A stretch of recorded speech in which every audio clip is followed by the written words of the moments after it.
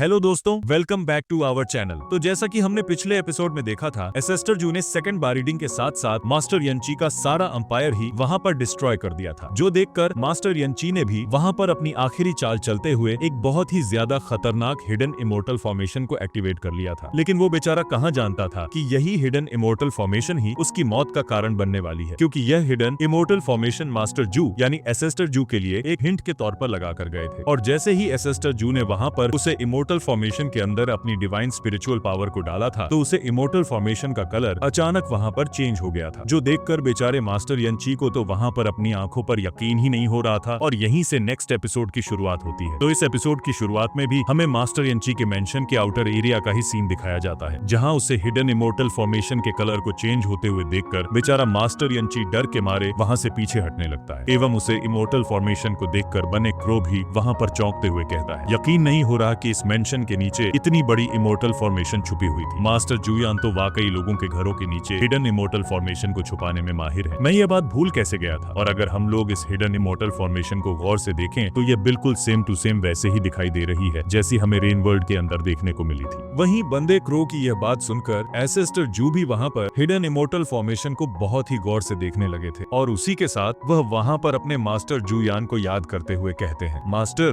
आखिर इस बार आपने यहाँ पर इस हिडन इमोर्टल फॉर्मेशन के रूप में मेरे लिए कौन सा हिट छुपा के रखा हुआ है। जबकि वहीं दूसरी तरफ हम देखते हैं कि बेचारे मास्टर यंची को तो अभी तक भी वहां पर अपनी आंखों पर यकीन नहीं हो रहा था। वह वहां पर खड़ा होकर उसे इमोर्टल फॉर्मेशन को देखते हुए खुद से ही कहता है, यह हिडन इमोर्टल फॉर्मेशन जिसे मैं पिछले हजारों लाखों सालों से ढूंढ रहा था, असल में वह मेरे ही मेंशन के नीचे मजबूत थी, और मुझे आज तक इस बात का एहसास ही नहीं हुआ। काश मुझे इस हिडन इमोर्टल फॉर्मेशन के बारे में पहले पता चल गया होता कि यह हिडन इमोर्टल फॉर्मेशन मेरे पैरों के नीचे ही मौजूद है, तो आज मेरी यह सेकंड मरीन बिल्कुल ठीक ठाक होती। मैं कितना बड़ा बेवकूफ हूँ जो अपने ही मेंशन के नीचे छुपी हुई एक फॉर्मेशन को नहीं ढूंढ पाया। और यह कहकर बेचारा मास्टर यंची वहां पर जोर जोर से रोने लगा था। लेकिन इसी बीच फेंक जल्दी से वहां पर आगे बढ़ते हुए उसे इमोर्टल फॉर्मेशन की पर अटैक करने की कोशिश करता है। लेकिन जैसे ही फेंक वहां पर अपने स्पीड की मदद से उसे इमोर्टल फॉर्मेशन को छीनने की कोशिश करता है, तो उल्टा उसे हिडन इमोर्टल फॉर्मेशन ने उसे वहां पर उठाकर पीछे फेंक दिया था, जो देखकर बेचारा फेंक भी वहां पर चौंकते हुए खुद को ही कहता है कि आखिर यह हिडन इमोर्टल फॉर्मेशन इतनी ज्यादा स्ट्रांग कैसे है। स्ट्रांग तो होनी ही थी, क्योंकि इसे खुद एसेस्टर जू के मास्टर ने जो बनाया था, इसलिए इस हिडन इमोर्टल फॉर्मेशन को सिर्फ यहाँ पे एसेस्टर जू ही डिस्ट्रॉय कर सकते थे। और जैसे ही इस बात का एहसास वहाँ पे एसेस्टर जू को होता है, तो उन्होंने वहाँ पर और ज्यादा देर ना करते हुए जल्दी से अपनी फिंगर को वहाँ पर उसे हिडन इमोर्टल फॉर्मेशन की तरफ पॉइंट कर दिया था। और ऐसा होते ही हम देखते हैं कि एसेस्टर जू की फिंगर से बहुत ही ज्यादा पावरफुल डिवाइन स्पिरिचुअल एनर्जी निकलते हुए सीधे वहां पर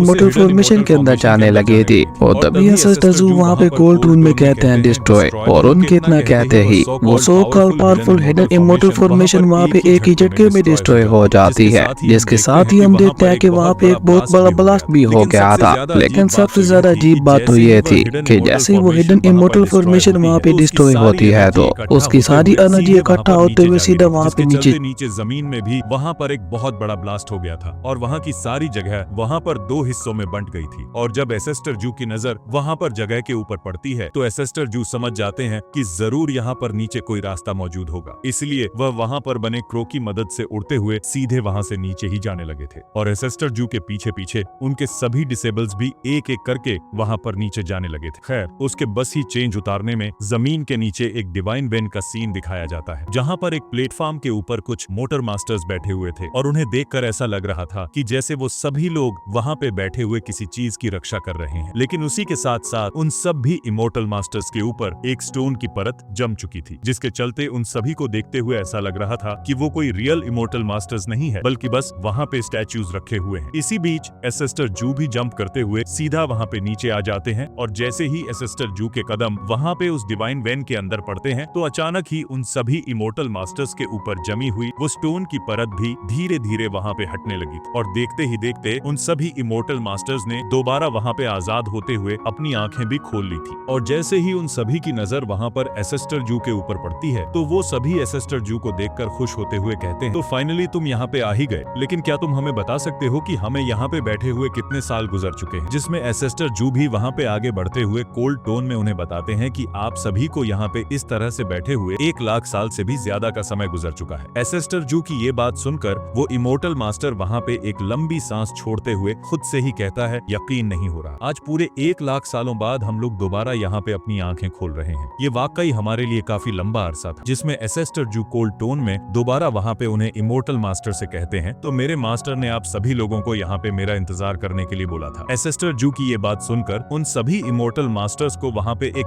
बहुत बड़ा झटका लगता है और वो चौंकते हुए एसेस्टर जू से सवाल करके पूछते हैं, क्या तुम हमें जानते हो? जिस पर एसेस्टर जू भी सीधे सीधे जवाब देते हुए कहते हैं कि नहीं। जो सुनकर वो इमोर्टल मास्टर कहता है कि अगर तुम हमें जानते नहीं हो तो तुम्हें कैसे पता चला कि हम लोग यहाँ पे बैठे हुए तुम्हारे ही इंतजार कर रहे थे? लेकिन अब की बार एसेस्टर जू उन्हें वहाँ पे कोई भी जवाब नहीं देते, जो देखकर उनमें से एक इमोर्टल मास्टर वहाँ पे स्माइल करते हुए कहता है, तुम्हें देखते हुए तो यहाँ पे बिल्कुल ऐसा ही लग रहा है कि जैसे हम तुम्हारे मास्टर से ही बात कर रहे हैं। जब हमने तुम्हारी मास्टर को पहली बार देखा था तब वो भी बिल्कुल तुम्हारी तरह ही दिखाई देते थे, और अभी अभी तुम्हारी बातों से तो मुझे ऐसा लग रहा था कि तुम हम 9 इमोर्टल्स की रियल आइडेंटिटी के बारे में जानते होगे। लेकिन चलो कोई बात नहीं, अगर तुम नहीं भी जानते हो तो अभी थोड़ी देर में तुम्हें यहाँ पे सब कुछ पता चल जाएगा। तो अब मेरे ख्याल से तुम्हें वो सब कुछ बताने का समय आ चुका है जिसके लिए हम पिछले 1 लाख सालों से यहाँ पे बैठे हुए तुम्हारे इंतजार कर रहे थे। तुम्हारे मास्टर को तुमसे बहुत ही ज्यादा उम्मीदें थी और आज तुम्हें देखते हुए हमें लग रहा है कि वाकई उनका तुम्हारे ऊपर यकीन करना बिल्कुल सही था। लेकिन हम देखते हैं कि एसेस्टर जू को वहाँ पे उन 9 इमोर्टल्स की इन सारी बातों से ज्यादा फर्क नहीं पड़ रहा था और अचानक ही वो वहाँ पे अपने डिसिपल्स की तरफ देखते हैं जहाँ पर वो सभी लोग उस डिवाइन वेन के अंदर एंटर नहीं कर पा रहे थे। एसेस्टर जू को वहाँ पे इस तरह से अपने डिसिपल्स की तरफ देखते हुए पाकर उनमें से एक इमोर्टल मास्टर वहाँ पे हंसते हुए